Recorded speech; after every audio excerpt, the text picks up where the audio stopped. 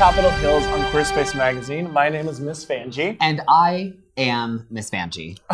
I'm London, that's Arson. Arson, how are you this week? I am doing fantastically well. How about yourself? I'm okay. I had an incident this weekend and I wanted to talk to you about it. Okay. I'm not very happy.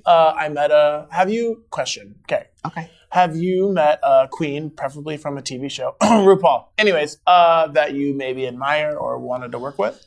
Yeah, actually, I recently got the chance to work with Bendela Creme. Awesome. So, yeah. I thought you were going to say London Bradshaw. That's cool, too. Anyways, I met a queen at Two Must Not Be Named bar and Two Must Not Be Named Queen. Okay. I said hi. I was very excited to meet them. Talked about my inspiration that they give me, and they kind of shrugged it off and walked away. Oh. So I was like, okay, cool. So my question for you is, do you think that was just because they're being disrespectful as a famous queen? Do you think that they were tired because they were in drag for so long? Or do you think that it's somewhere in their contract that they're, not allowed to talk after the meet and greet? Because I did talk to them after the meet and greet.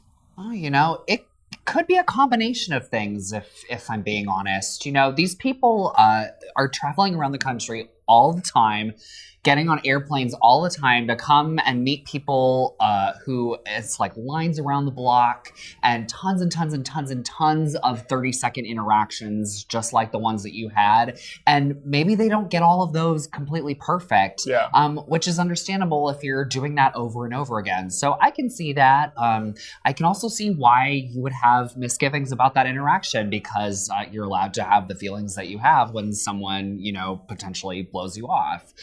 So I can see both sides of it, and I think it's really more of a case-by-case situation, if you ask me. I think I was just fortunate enough to be able to meet them because I ran from one bar to the other bar, and I work at the other bar that they were at as a rotating cast member, and I was able to get on the guest list to meet them, so I was excited but disappointed at the same time. Okay, and when you got in on the guest list, did you adhere to guest list etiquette? What? Sure, yeah. I just walked in and got a drink and said hi, and then what's guest list etiquette? It sounds to me, I was just going to say, it sounds to me like you need an explanation on what guest list etiquette is. Guest list etiquette is very much a thing if you're not aware. It varies by region to region, but the things that I'm familiar with, I'm going to let you know. I'm going to let you in on it. The first thing is that if you get into a show on the guest list, it's nice if you're able to throw up some free promo for the event that you're going to. This helps out the promoter and lets you know that you're grateful for having the opportunity to get into a show for free. And putting stuff up on Facebook and Twitter doesn't cost any extra money. So it's kind of a nice trade-off. It's kind of the least you can do, to be honest. The other thing that I would recommend if you get into a show on the guest list is to bring extra dollars to tip the bar staff and the door staff, as well as the performers. Because if you're not putting resources towards cover, which then goes into the hands of the people that are working to make the event a success, you're going to want to make sure to put those resources towards them in other ways, and making sure that you have enough tip money is definitely a good way to make that happen. The third thing about guest lists that I would recommend is if you are unsure or unaware of what your guest list status might be, it's important to check in on that well in advance of the event. If you're trying to send text messages to the promoter mere hours before the event, you may not get a response, and it may be a little bit of an annoyance to the promoter and or the performers who are trying to get in the game, so to speak, and make sure that the event is a success. So make sure, if you have questions about that, to check in as far in advance as possible. Otherwise, it can create some disturbances, some shade. Who knows what might happen. But on that note, we have a very exciting announcement for you, for the folks watching at home, because we are in the presence of royalty here on Capitol Hills, because Miss London Bradshaw is your new Miss Gay Washington. Oh my goodness, congratulations. How do you feel? Well, Arson, I have no idea what you're talking about. I'm so excited that I got to do it. You're always doing the most. But, do you, know how exciting it is to be having the opportunity to be a title holder and a showgirl? Oh, well, tell us. Okay, so, America, are you ready? I don't know who's watching. I think that I will explain to you the difference between a title holder and a showgirl in the state of Washington. So, Miss Gay Washington, title holder, awesome. Gives back to their community. It may look like fame and glam and I'm wearing a crown and a sash and look at me, it's important, but really, I'm just as much as everybody else. I'm there to support everybody in the state of Washington, wherever I may be, and give back to the community and give to charity, whatever charity may be at the event I'm at that time. I also have the opportunity to be a showgirl, and a showgirl is someone who gets to just go out, have a good time, smoke marijuana, drink alcohol, collect their tips, keep their tips, and then get to go home and order pizza with those tips that they get to have. Title holders do not get to do that. So working on that schedule is going to be really stressful, getting to do both of those things, but not everybody gets to be a title holder and have shows and be a showgirl and or host a show at the same time. So if you see me with the crown and the sash on, it's me giving back to charity and respecting and supporting the people in my community and or the state, wherever I may be. If you see me without the crown and the sash on, it is getting crazy and wild, and we call it getting Bradshawed. I do not smoke weed, so do not ask me for weed or offer me weed because we are in the state of Washington, but I do work for a federal school district. Thank you, Arson, for congratulating me. Did you want to wear it? No. I'll put this back in my box then. Well, in all serious, London, I know that you worked super, super hard for that title, and so I'm just really happy that you found success with it because you really earned it. Thank you. I'm sorry I couldn't tell you before the pageant was happening. It's one of the rules of the pageant. You can't tell people. But enough about that. We have a very special guest on-scene interviewer this week. Oh. Yeah. We have the legendary DeQueen at Legendary Children down at the Seattle Art Museum. Lucky enough to do an on-scene report, so let's go see what they're doing at the Seattle Art Museum. Take it away, DeQueen. Thank you, Arson and London. It is the queen of every little thing here at Legendary Children at the Seattle Art Museum. And where the cutie pop voices are ringing loud and clear, art getting intersectional with social justice, and all the cutie pocs are in attendance, let me tell you. We are here all tonight to celebrate our cutie poc voices and to take up all this beautiful space and enjoy art and see performances and just pop in all of our cutie poc brilliance. So let's go see who's out here tonight, shaking it up the crowd, you know what I'm saying? Oh, yes, we have bumped into my homie, Miss Cammie Ron, all up in the spot. Yes, hi. Glittering for everybody. How are you? What are you doing here? I am fantastic. I'm a Sam for Legendary Children, of course. I love this event. Yeah. Love it, love it. Just this time I actually dressed up. I was like, Come on. I was like, you was giving it to him. You know, I wanted to give a little shimmy myself. right? Yes. Who are you excited to see? What are you like here to just, I mean, besides you? you know, I might be doing a little thing or two. I mean, I always love a day. I love what she does with the whole event. Carla Ron's performing, love that. Cara Phoebe's here. So, I mean, it's just a lineup that I personally love. I'm super excited. And there you have it, y'all. I was like, nothing but excitement and love over here with Miss Cammie Ron. Let's see who else we can find up in the spot, shall we?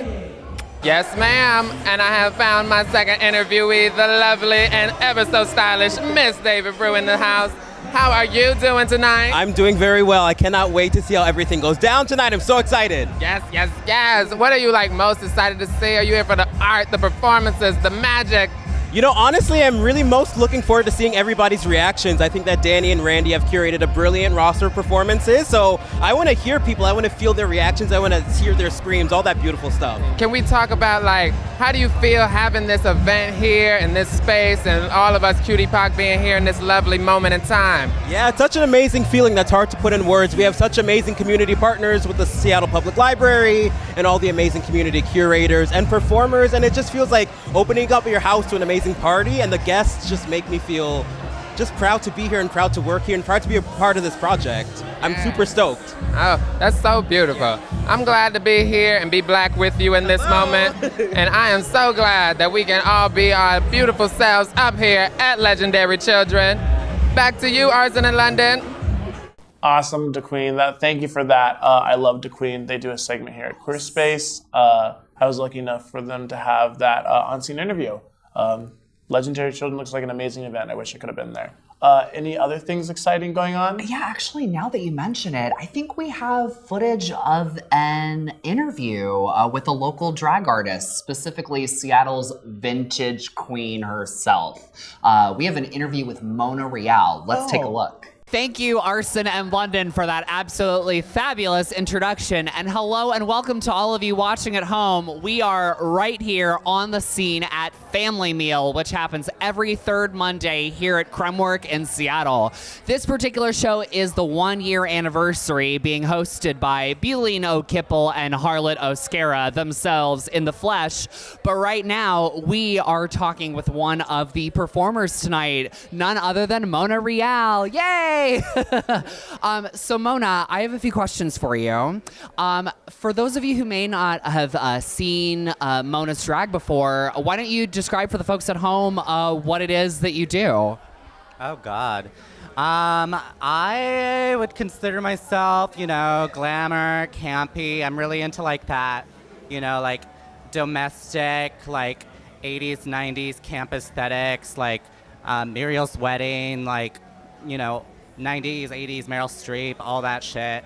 I kind of been to like the domestic, then also like the avant-garde or like the magical, I'm somewhere in between. That's got like a little bit of everything, and I'm totally here for it. And I think that's a totally like accurate description of what you do. So I know you as Seattle's queen of vintage. I know that you are an expert thrifter. What's one? I'm not asking you to reveal all of your secrets, but like, what's one place that you really love to go thrifting here in Seattle? Favorite place? A Goodwill outlet. Put on some kitchen gloves or not. You might get a little moist, but I just like to, plunge your hands in there, elbow your way through, and you can find some goodies. You really can. And you pay by the pound, right? Yeah, I charge by the pound, so. That is a good business sense, if you ask me. So how did you first get started doing drag? I know everyone has their origin story, but like, how did you get diving in?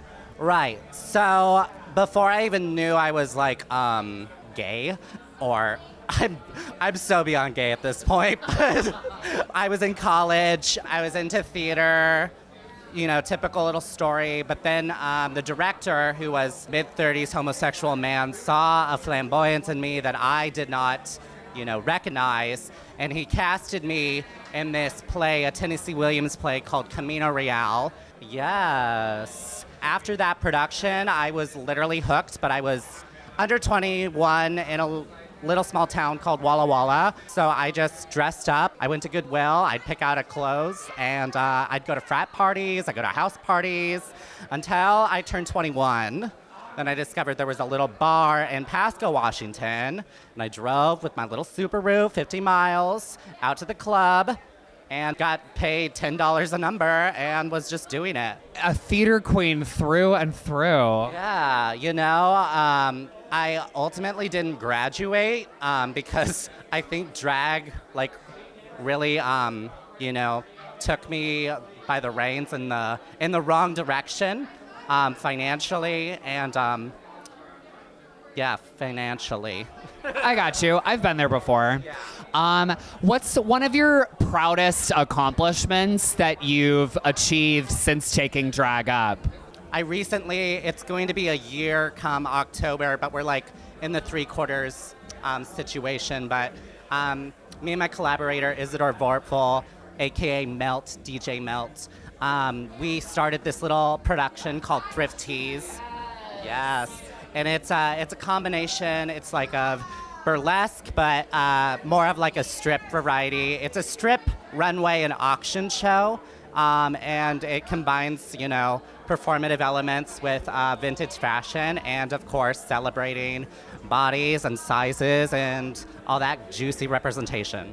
I love that. So I know that that's one of the places that folks in Seattle here can check you out on a regular basis. What are the exact? Is it every second Friday, or is it quarterly? Or I know there's a bit of a different setup with that one. Yeah. So we're working out of dates, but this year it has been every other month. It would be the second Fridays before Critter Barn, another show which I am a featured entertainer in by Kuchi Banaka. It's a great showcase of experimental and upcoming drag in Seattle. Well, thank you so much, Mona. I'm so happy that we got to chat. I love you and I love your drag, and I'm really happy that the folks at home are going to be able to take a look at what you're doing. So if you're not already following Mona, please do so. All right, I think that wraps things up. Take it away, Arson in London. Wow, thank you so much for that absolutely fantastic journalism person who is definitely not Arson Nikki. Okay, if you say so. I feel like you should just come out and say it. You have a twin. I have absolutely no idea what you might be referring to. I think you should just stop fighting and say that you have a twin. Just say it. I won't. I shan't. I will not. Okay. And on that note, we are out of time for this week's episode. So thank you for watching Capitol Heels on Queer Space Magazine. Please do not forget to like, subscribe, comment, and share. That's a lot. I'm Miss Vanjie. And I am Miss Vanjie. Not Arson Nikki, apparently. Nope. Okay, unnamed reporter. Thank you. Have a good night, everyone. Take care.